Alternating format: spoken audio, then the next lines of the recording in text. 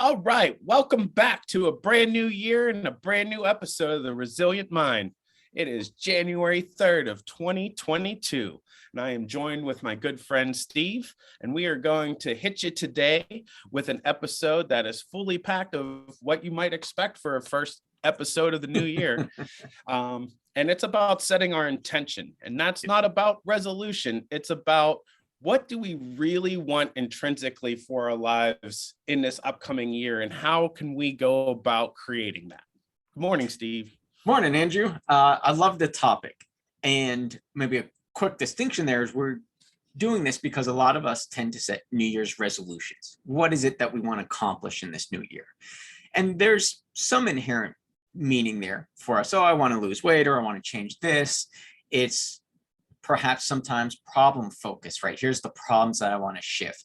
So what we're talking about is how do we take that, but make it really, truly meaningful, because what we're looking to create this year is something truly intentional, intrinsic to who I am and I want to be. So a little bit more purposeful action versus just something that is maybe a goal of mine, if that makes sense. That's what I think we're really here to talk about today. Right, is really diving into who you are and what you've created in your life up until this point, and what is driving you forward, and what could we maybe shift that is holding you back or creating drag. Yeah. So great example. Actually, I use this all the time with people. When we talk about, say, goal setting or intentions, there's a difference. We want to find what's truly important to us, what we're intending to do. So the example that I use typically is who's going to be more successful? Someone who says, oh, I want to lose weight, or someone who says, I want to lose 10 pounds in the next 3 months to look good in my tux for my brother's wedding. It's typically the latter person. In regards to what we're talking about, there's an intention there for that individual. Yes, I want to lose weight, but what's the true meaning and purpose and the payoff for the value that's intrinsically there for me? That's what we're really talking about, is crafting those goals that truly mean something to us. So with that, I'll turn it over to you, Andrew, and let you lead the way. Sure. Well, I'm curious, before I dive into it, is have you set any intention for this year, and what does Steve have on the docket? Yes, actually, I have mapped out my top 5 intentions for the year. They are business related, some are personal related. So in terms of business, there's some fundamental things that I'm intending to create and make sure that are in place that are going to lead to ultimate goals that I have. But fundamentally, I need to ensure that I've got some consistency, say marketing, consistency in sales, make sure that everything I need to operate all my coaching engagements in the new way that I'm doing them is set up, let's say. So those are my intentions, is to be very intentional about marketing and very intentional about sales, being very intentional about leveraging new technology that I am going to use to administer my coaching programs. And then my intention personally is to lower my time for half Ironmans. So there's meaning and purpose in each and every one of those, because those business goals are ultimately related to inherent achievement that I want in my business in terms of a level that I'm trying to reach. So they're tied to that deep internal intention that for me ties into my theme of the year. So this is where I think we really get into that tension. My theme for the year is freedom. It's freedom of time. It's freedom of finances.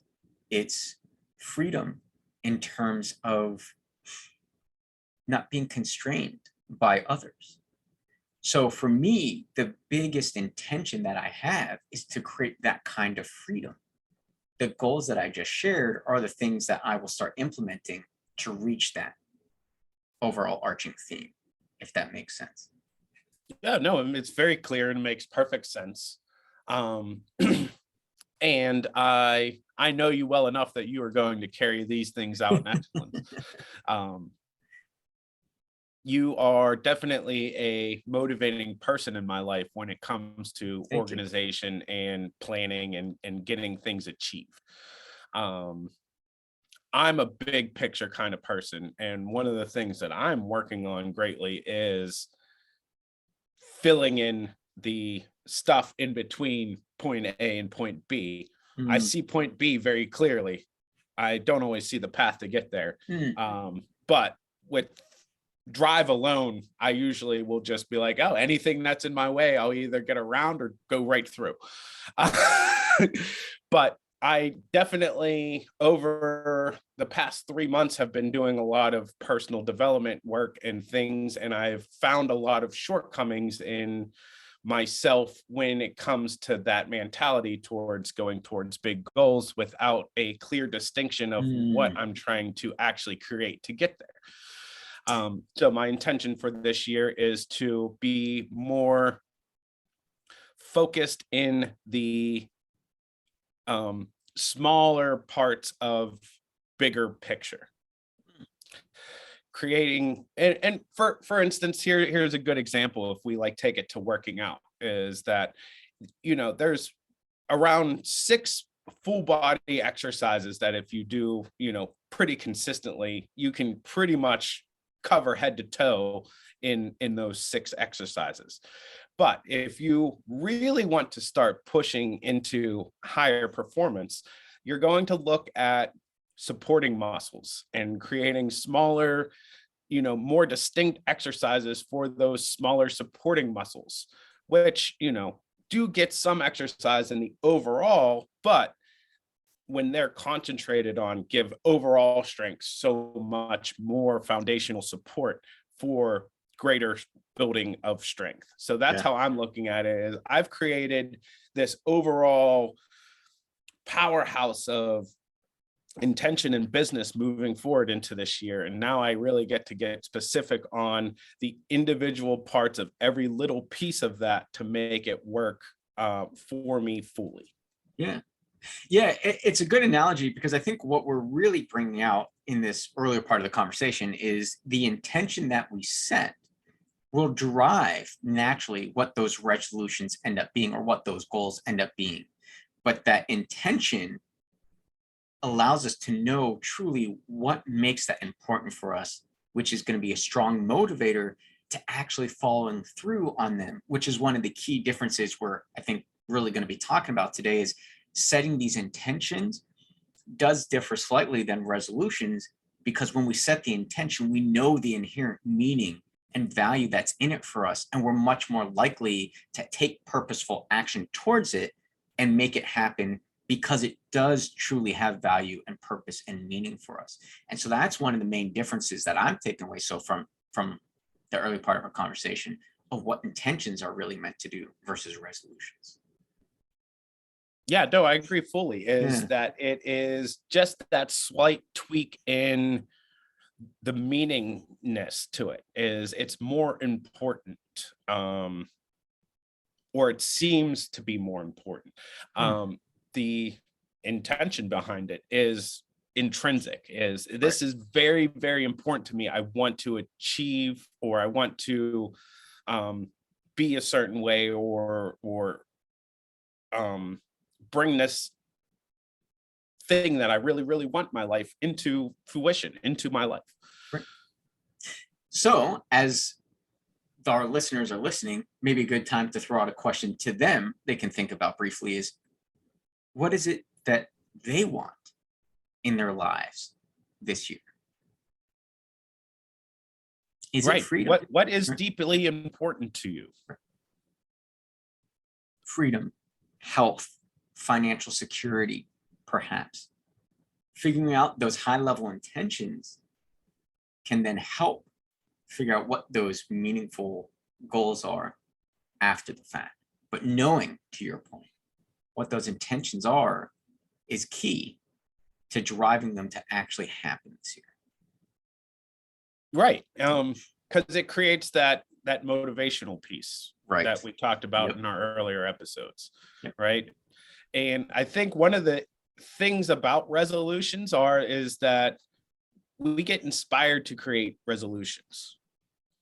until we start being intentional on those resolutions, there's not enough motivation to stick with them, which is why most people join that gym January 1st. And by January 31st, they're like, nope, I'm over that.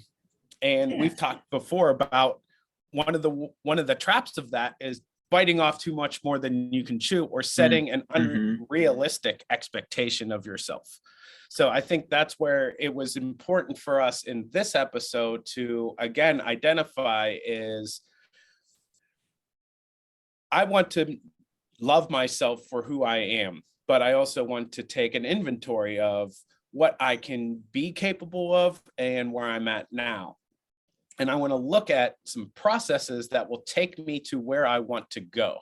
Yeah. And it's not about good or bad or this or that. It's about me being the creator of what I want in my life. And that is a really difficult thing, I think, for human beings to identify. I think for the most part, we have a general idea. But for the most part, if you ask somebody like, you know, what do you want out of your life? What's a perfect life for you? I don't get a lot of answers. No, you're right. It's hard. It is hard for people legitimately to characterize what it is that they want in life. One of the tricks I use with that is, well, it's easier to describe what I don't want. So do that. What do you not want in your life? Because the beauty of that is you can then literally flip it and state the opposite. And that tells you what you do want. It's just easier for us as human beings to characterize the quote unquote negative or the non-serving. So why not start there? Why not use something that's easier for you and then flip that to get what is going to be serving and what you do want? Even then, and let's use the weight example, just because it's something we've talked about already. Let's say the example of my resolution is, well, I want to lose weight. Let's talk about how do we find that intention there? To your point, right? It's not maybe specific enough. It may be I want to lose, say, 100 pounds because I'm overweight by that much, just as an even number, just for our discussion. Is that too much? Do I put so much pressure on myself to achieve it immediately that when I don't see those results, I give up by January 31st?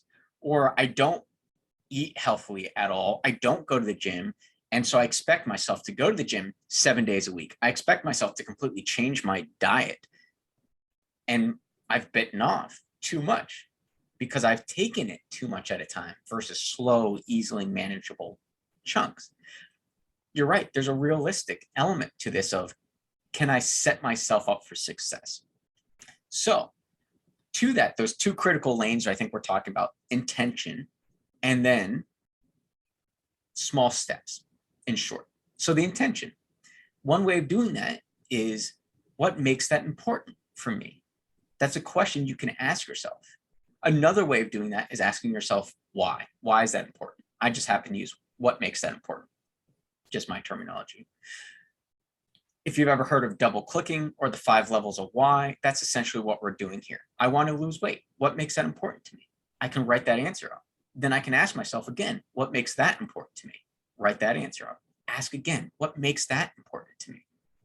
And we keep repeating that until we feel like we've really, truly got to the heart of this. Let's say it's an example that I have grandkids, and you know what?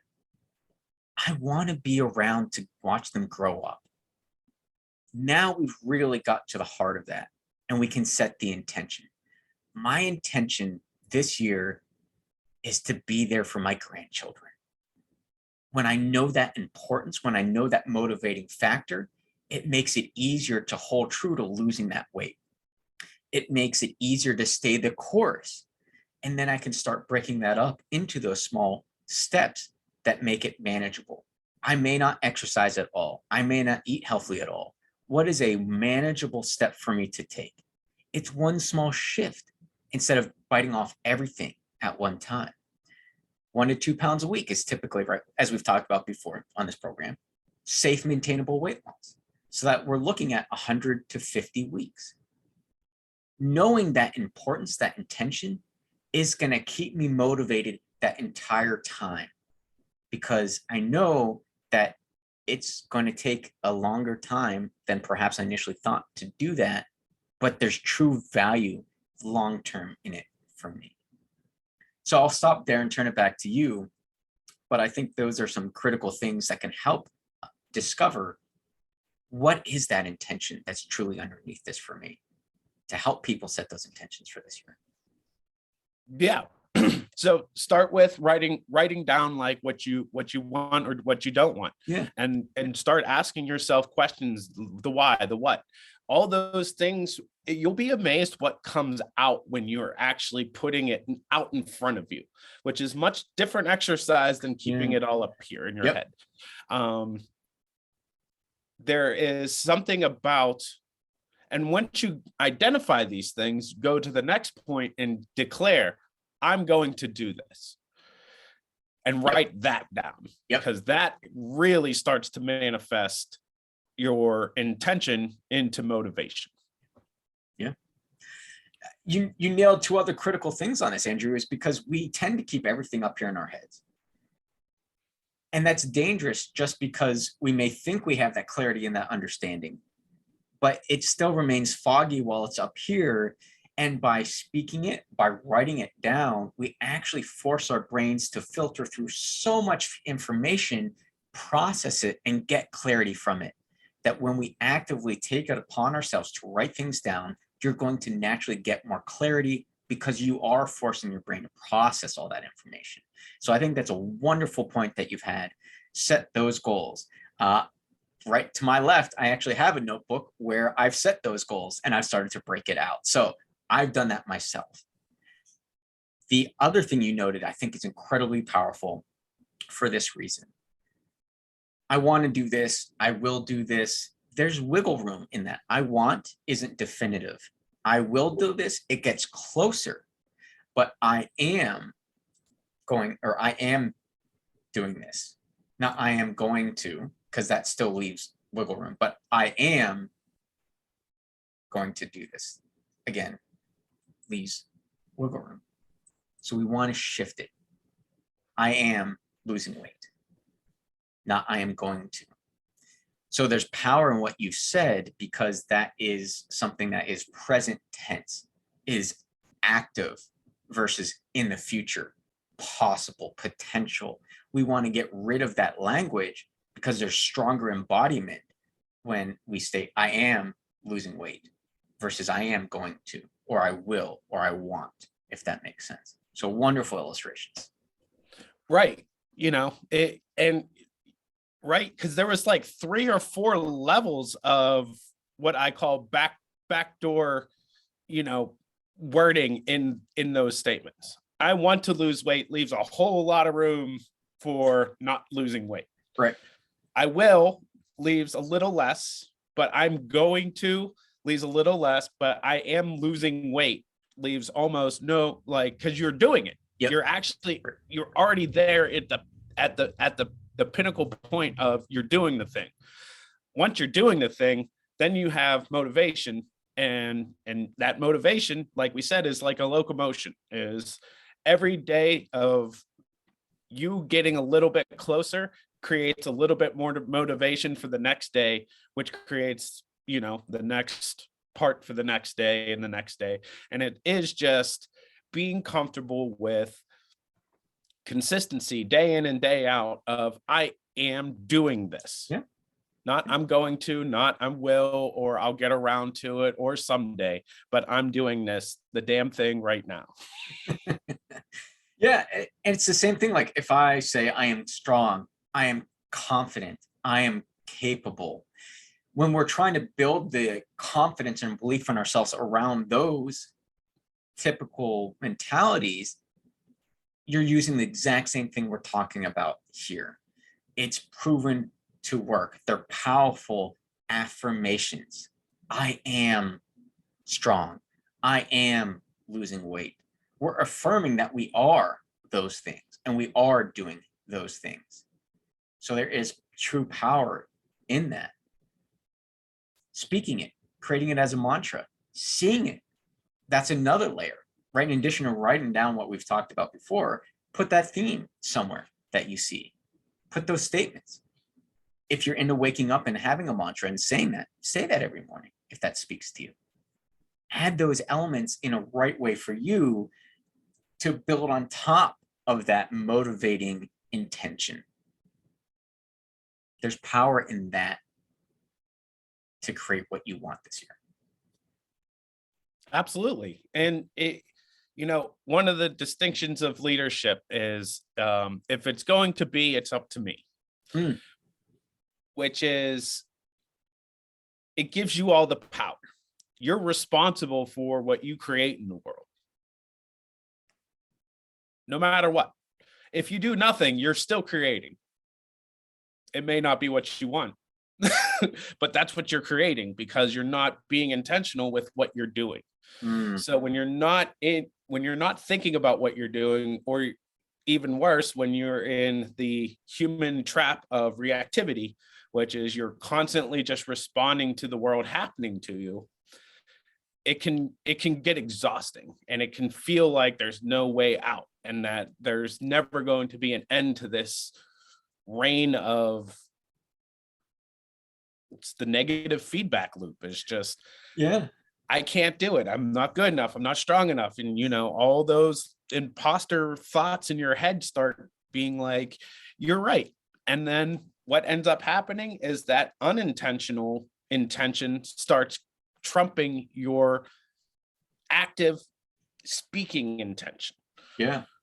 So that's why these things can be so powerful, because you need support to overcome yourself.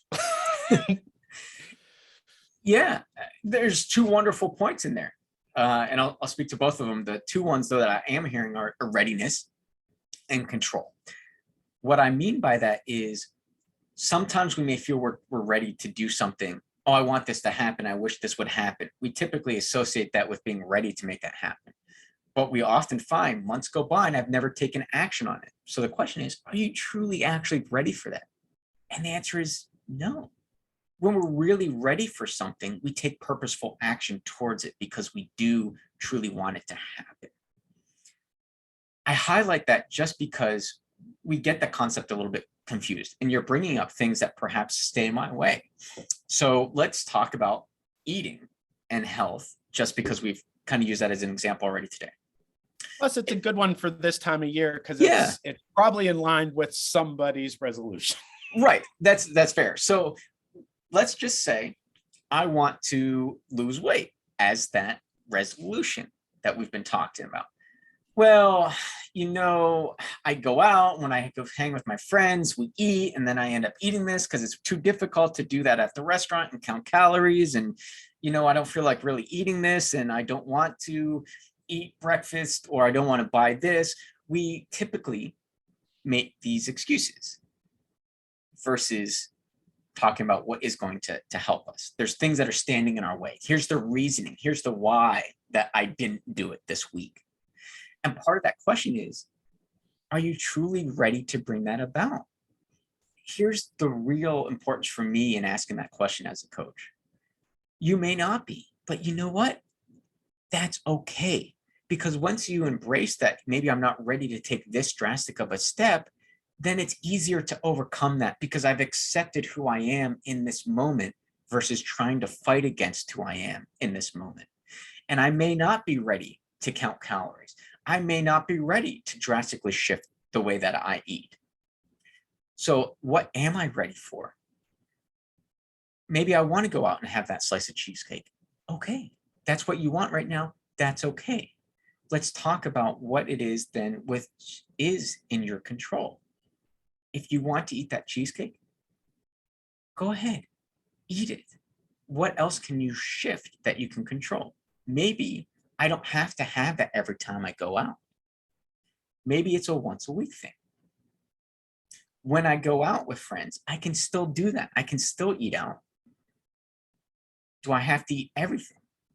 Maybe I slow down a little bit and have more conversation and see if I'm still hungry.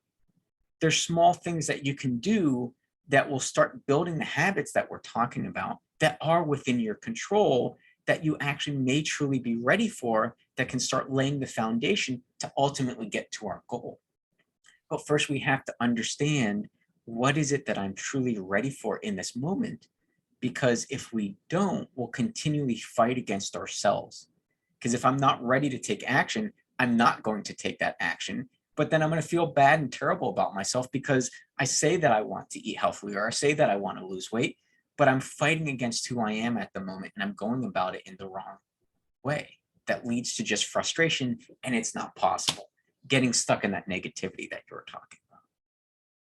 Right. And it seems to be something that happens to a lot of people. And, I don't think that, I think everyone has their own way of overcoming that. But one of the ways that I think is important for people to identify how to get out of their own way is being realistic with themselves and saying, like, okay, so if I keep getting stuck here, what is in the gap? What is in the way? What is holding me back? And be courageous enough to identify it and accepting of it. Mm. And that also knowing that once you have that power, you have the power to create something new around that, an area of improvement, per se. Yeah. Right? If we're sticking to weight, I want to shed these pounds so I feel better. That's why I want to lose more weight this year. And it is one of my intentions to lose just a few more pounds, which is also really interesting too. It's like we talk about like processes and how habits are built and all those things. But when it comes to weight loss, if you're overweight and you start making these small shifts, the actual weight loss in the beginning is actually fairly easy for the most part. It's the consistency part over time that gets harder. Right. And then once you get down to those last 10 pounds, that's where that's the hardest part. Right. So weight loss is not always equal. Is losing the first 10 pounds is usually a lot easier than losing the last 10. Yeah. Because so much has shifted and changed from there to there that your metabolism is different. Yep. Your energy is different. What your muscles need is different. Like everything has changed. Yeah. So it has to be a constant evolution of evaluation of, I'm getting there. And one of the things that I think is really important for us to understand is that destinations are temporary. Is even if you have this goal of, shredded body, once you get there, you either need to maintain that or you need to find a new destination. Yeah. And what that looks like is up to you. But there is no just arriving and being like, oh, you know what? I'm done. I got here. I don't have to do anymore. That's actually probably where the work is going to start getting the hardest. Yeah. And, to that, I'd like to share a little bit more about me, actually, if that's okay, along exactly what you're talking absolutely. about. That's what we're here for, is to learn and grow and connect and learn about the human experience. Yeah. What makes you resilient in this moment, Steve? Yeah. Well, and the thing that I really enjoy about our conversations is the fact that, we truly are being real. And the fact is, we all go through this, all of us. And I'm going to give you that example right now about, for me, this very specific topic. As we talked about, my theme this year is freedom. And like I said, it's financial freedom, it's time freedom, it's freedom from constraints of others. But as we've had this conversation, there is another apparent thing for me, that's freedom from my own constraints. In triathlon, I'm not too shabby at it. And I don't mean that egotistically at all. I just recognize where I'm at. But I recognize there is a level I want to get to. But in order to get to that level, this past year has been phenomenal in terms of seeing what it is that I need to shift. And there are some constraints I put on myself that I need to break free of. And so one in particular is around eating. To get to, say, the ideal quote unquote race weight for me has led me to perhaps eat less than I should, when I should be eating more to support my body and not cut right before, say, races that are going to detrimentally impact my performance during that race. So part of what I need to do this year is break free of that mentality, freedom from that. And the way that that plays out is exactly what we've talked about.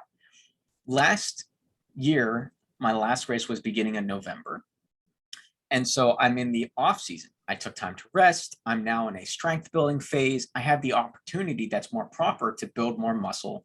Lean muscle is going to be better for your metabolism and increase it and naturally help me, say, lose body fat percentage, which is where I ultimately want to do, is build lean muscle, lose body fat percentage.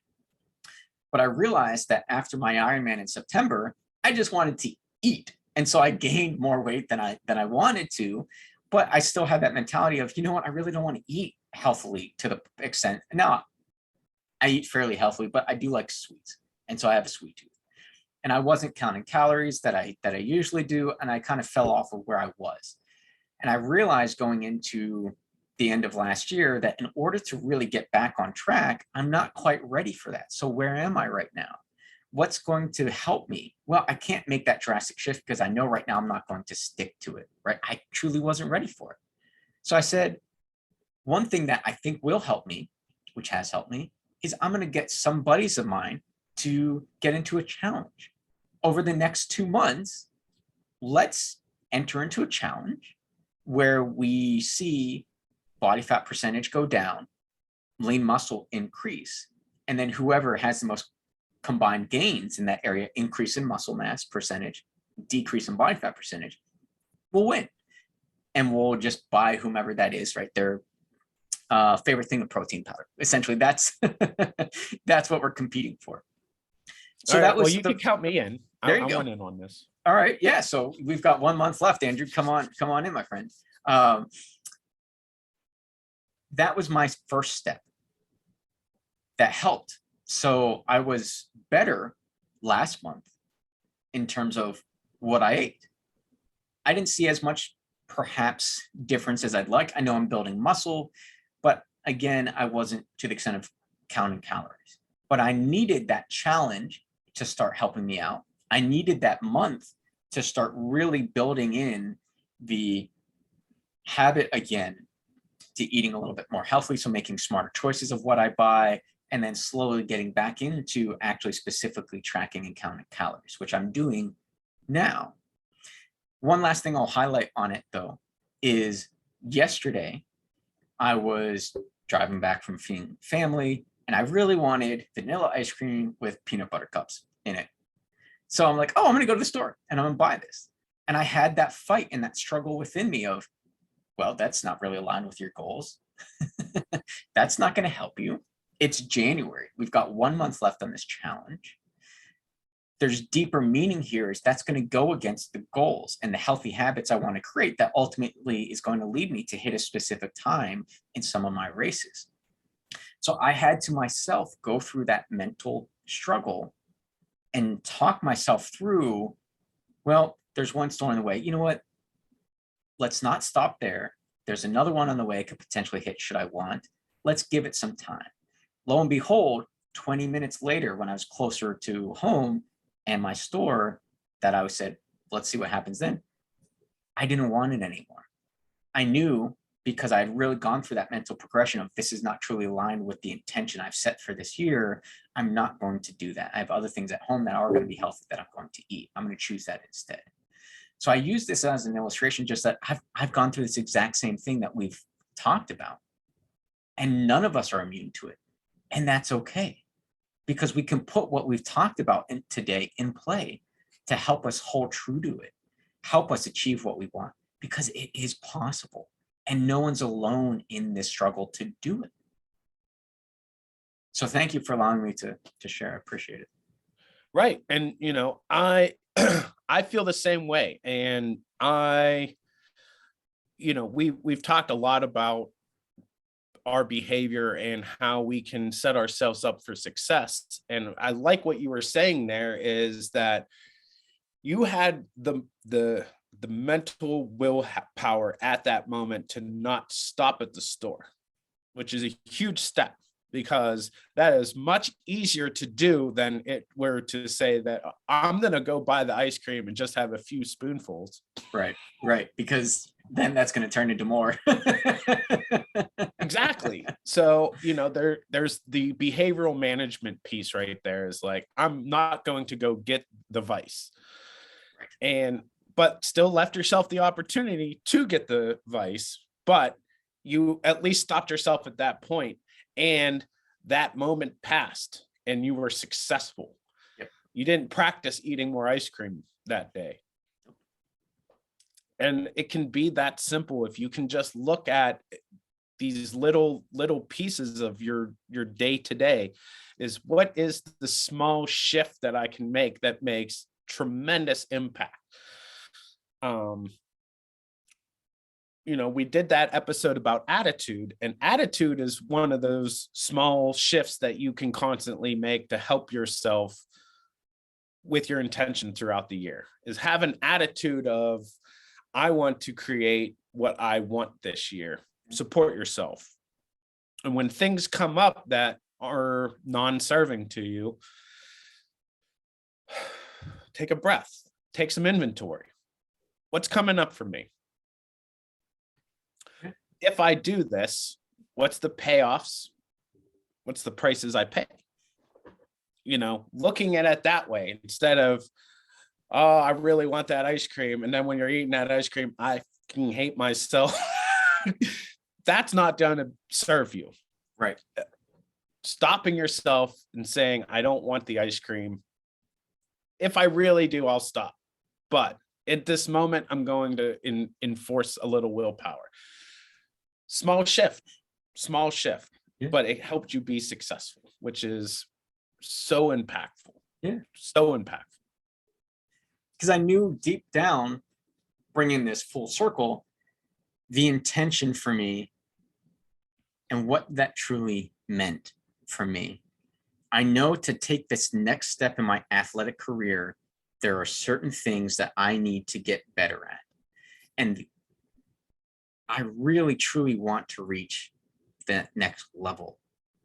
I really do. And shifting what needs to be shifted allows me to break free of what's holding me back. And then from there, the possibilities are limitless of where I can go. My coach believes in me. I know it's possible, but I also know that within my control are certain things that will help me do that. And those are the critical things that went through my mind in that moment to help me make that decision to not stop, to talk through it with myself, to remind me of what it is that I'm truly going to bring about this year. And that in that moment helped me overcome. And it's the same thing that all of us can do. Right. And it's also interesting too, because there is a little trickery there, right? Because the ice cream is something that you want. Yeah. Right. But that it is a brief moment of joy that is going to put a detrimental strike against your ultimate goals. Right. So it's a want that's getting in the way of a bigger want. Yeah, exactly. And one is in the moment, I want this. And one is that intrinsical, this is what I am working towards in my intention. Yeah. Is this going to get in the way of that? I'll stop. If I really, really need it, I'll stop at the next one. Didn't find it necessary. And I love that. We're talking about, maybe to make it very short and simple, impulse versus intention. Right. That immediate gratitude of I'm craving something, I can support it with this. Instead of being like, well, why am I craving that? Yeah. And how is that craving? If I satisfy it, how does it serve me or not serve me? Yeah. And even just taking those few moments of thinking through things can easily help you shift. They say it only takes 5 seconds to stop an impulse from being something that goes from being an impulse where you don't really think about it to I thought about it for 5 seconds and had enough time to do some inventory and change my course. Because after I thought about it for 5 seconds, it's not in line with what I'm trying to achieve right now. It's not in line with my intention right now. So to that, for today, kind of as a whole, we've talked about really setting intentions for the year versus resolutions. So we've talked about the nuance that's there. There's similarities, but when we set the intention, it makes it easier for us to back out what those goals are, those typical resolutions, but goals that are going to be fruitful and serve us, and then allow us to drill down even further on what are the small steps I can take towards that goal each day, each week, each month, each quarter, essentially throughout the year, to be able to bring that about. And what's going to help me stay that course, because I know the true importance and value in doing that for me. That's what I think we really kind of highlighted today. And I just want to again say, you're not alone in that at all. We all go through it, as Andrew and I've illustrated, and that's okay. Because the beautiful thing is it means you're human, and that's a good thing. Right. We're a unique species. They're the only kind on this planet. And I don't know about you, but I would like for us to continue to inhabit the planet and try to find better ways of treating each other and setting our intention as a whole for greatness instead of self-destruction. With that, I'll throw that challenge out to our listeners is, what intentions can you set for yourself this year that are serving you and serving others? Yeah, absolutely. Until the next time, Andrew, continue being that movement in your life, my friend. It's a pleasure as always, and I look forward to continuing the conversation this year. Yep, I'll see you next week, and we'll hope to hear from you. Send us a message. Until next time, have a good one.